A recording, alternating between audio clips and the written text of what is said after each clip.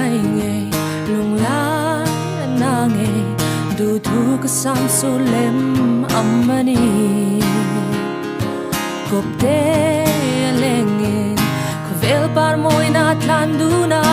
run khata fanau choi dinga lo in ngai lain ka bay say na po po chu tham ra lin thi nga min lung ai kan ru mel lain van kon hongin ka shi tim ta lal pan til dang reng amane ka tang le ma phal da krista nang chao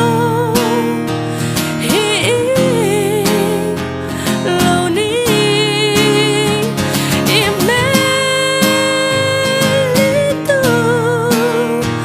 chu la king pai la ka mu thai na ding che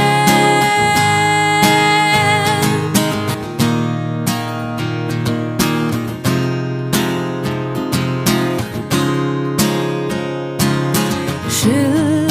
hay nghe lung lai na nghe du thu ka lo sam su nghe ya lim te ale nghe ka vel par moi na chen vela